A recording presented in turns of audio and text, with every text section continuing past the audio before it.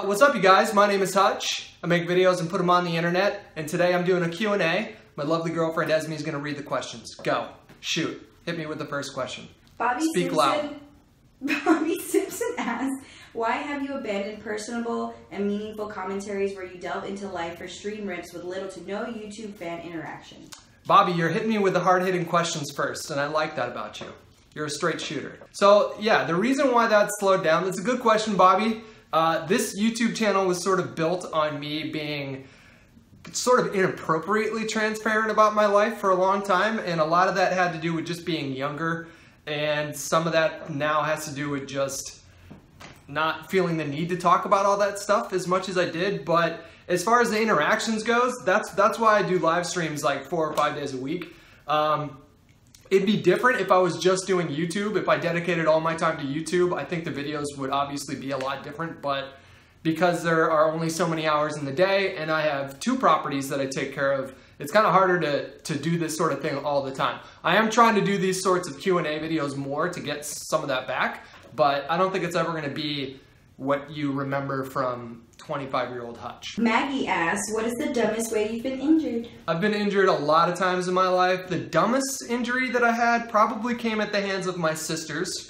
I broke this arm because I was standing on a stool and I tried to kick my sister and then fell off the stool and the bone broke and then overlapped on itself. And then they had to yank my shoulder to pull the bone back into place. It was disgusting. To this day, if I see videos of someone like snapping their arm in a YouTube video, I want to throw up. I get nauseous. Or UFC fights. And I get what now? In the UFC fights. In the UFC. Oh. Though, like when, what's his name, broke his shin. That was disgusting. But then there was also another time when my sisters played a game with me when I was 6 years old called Throw Sean Off the Top Bunk. It was not an awesome game, and I broke my collarbone. I landed on my head and broke my collarbone, and then my sister threw me up in the air one time, and I landed on my wrist and broke my wrist. So my sisters have broken 3 of my bones. I didn't know that either. It's true. Make It 4 asks, what is the best era of your life? Is it 2007, 2011, Call of Duty 4, World at War, Modern Warfare 2, and Black Ops Uno days? Takes me back. That was good. Yeah, I've had a lot of like really fun times in my life, but I don't think it's really hard to top what happened in 2009, 2010 when like the YouTube channel kind of blew up and I got a job at Machinima, and then I just sort of like firmly cemented myself as a part of this scene. That was, it was like walking on cloud 9 every minute of every day for like a year and a half straight. It was just awesome. I don't have too much to add to that. A lot of you guys were witness to that. It was a really fun time in my life. It was great. Sean with a W asks, why don't you play the games that you say are great at and tons of fun instead of only playing Call of Duty? The only games that I play off stream these days have been like Mario Kart and Zelda on the Switch. And I don't like play a whole lot of games just for me anymore. Because if I'm sitting at a desk like editing and playing video games for multiple hours in a day, and then like Esme comes home from work or something like that, then most of the time I don't want to play any more video games. So even though I do play some games off stream like Metal Gear Solid 5 and the Far Cry games and lots of like open world sandboxy kind of games, I usually don't stream them or make videos because I'm spacing out and not really talking while I'm playing. I'm just trying to enjoy the game. So yeah, that's my answer to that. J Booty asks, favorite indie arcade game? Question mark. Geometry Wars 2, hands down. I don't know how to say his name. Oystein to How do you oh, I know. With the O with like a little thingy in it. Just say Stein, maybe? Mr. Stein asks, have you ever considered coming to Norway to show off your awesome tattoo? It's a very specific question. Yeah, so this tattoo, apparently fitter means pussies in Norwegian, or I've heard some people call it pussies or the C word. Oh. Cunts. That's the C word. Like they're calling you one. No, that's what fitter means. But like, if they saw it, would they think that you're calling other people that, or you're saying that about yourself? It would just be like you walking down the street and you saw someone with pussies tattooed on their arm. Oh. That's what it would be like. If I ever go to Norway, I will probably wear long sleeve shirts. Matt Young asks, you wake up tomorrow and realize you're the last person on Earth. First thing you would do? I would kill myself. Just to get real... So dark. Just to get real dark with you.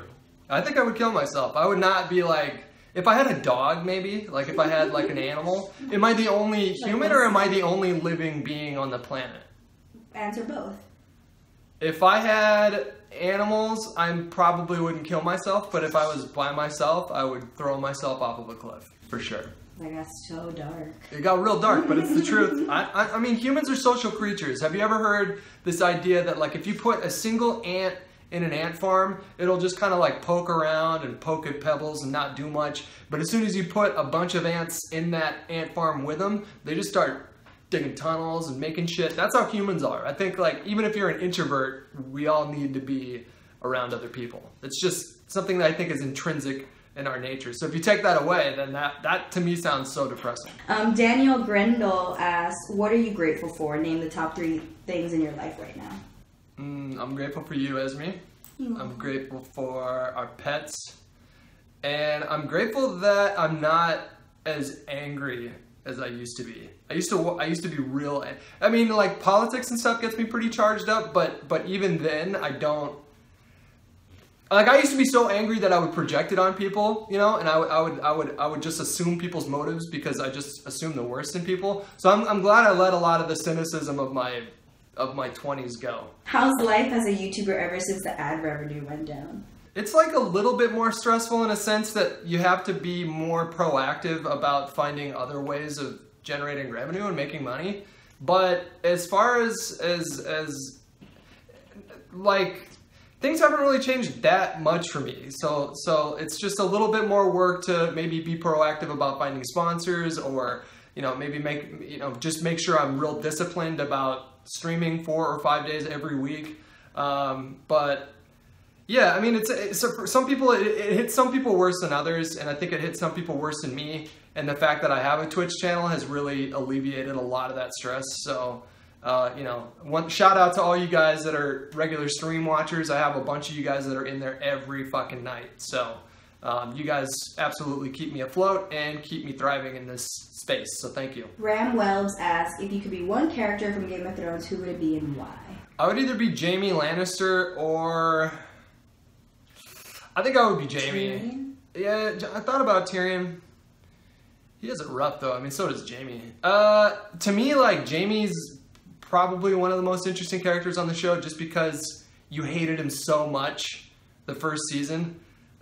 He was like Joffrey status of hatred the first season, and then by the time we're at now, I really like him, and he became a sympathetic character. And I don't think that's easy, so I think that's a testament to the writing of the show and the acting. But I always thought he was a really compelling character. Lamb I Am asks, is there a type of hairstyle you always wanted to try but never knew if you'd look good in it, or are you going to be a skinhead forever? Lamb, that's a really good question, and I'm glad you asked it, and I've thought about this a bunch.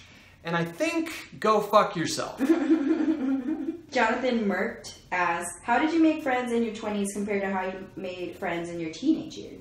Jonathan, that's a good question. I'm glad you asked it. When you're in high school and grade school, you're more likely to become someone's friend out of proximity and convenience than anything else, which isn't to say that you can't make lasting friendships. I still have lots of people that I consider close friends that I've known for literally like almost 30 years at this point. But when you get older, I think it's just about finding people that have common interests. So you have an opportunity to get to know yourself and figure out what it is or what sort of things that you like in this life.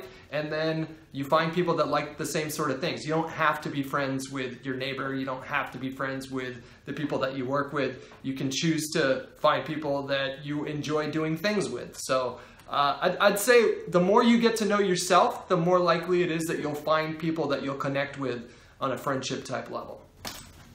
Tam Sovich, who has a Hooters picture as his avatar, says, best montage you've ever seen? So first of all, I predict that Hooters is not going to be a thing in like 15 years. No, it's definitely not. Yeah, I don't think millennials are going to go for it. The best montage, that's a really tough one. It would be either Mazzarini and Paradox Play with Soul, or Grizz The Matrix 1, or Stevie 9 Lives. One of those three, I can't pick.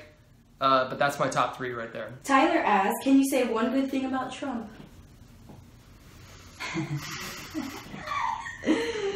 I can. Okay, so there is a positive ancillary effect with Trump, and that is he has brought, I think politicians like him and Bernie Sanders to a lesser degree have brought in a lot of people that maybe weren't interested in politics before. Mm-hmm. So whatever the reasons may be that they brought them in, for better or worse, I do think that that's a positive effect.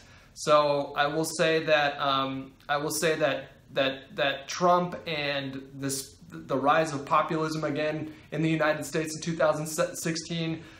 Even though 2016 was a shitty year, I think it will ultimately lead to really positive cultural change for everybody, and I think it will raise awareness. But if there's one policy thing that I'll say that I enjoy or that I like from Donald Trump, I do like the fact that he's been able to get Russia and China to put pressure on North Korea as far as their nuclear program goes. That to me is like an undisputed good thing. So I have no complaints about that. So I think that's the first positive thing I think I've ever said about the job that he's doing.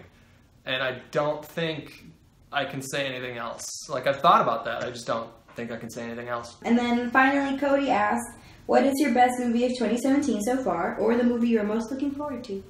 My favorite movie of 2017 so far is Dunkirk. My second favorite movie is Apes. War for the Planet of the Apes. And my third favorite is Logan. My fourth favorite is Baby Driver, I think. Mm-hmm. No. Mm-hmm. Get Out? That's on the top 10. I don't know if it's on my top 5, though. Yeah, my favorite's Dunkirk. I think it's one of the best movies of all time. I think it's the best war movie of all time. It's such a polarizing film, too, because, like, there's only two camps when it comes to Dunkirk. People that complain that it's boring, didn't have any characters, and they just didn't like it. And then there's people like me. I felt so stressed the whole time watching that movie. Like the good kind of stress. And I thought that was a testament to Nolan's ability to make films. What is the movie that you're most looking forward to? Can I guess? You can guess, yeah, what? Blade Runner? Probably Star Wars. Really? Yeah. I mean, Blade Runner looks fantastic, but is that even coming out in... Oh, it is, in like 2 months.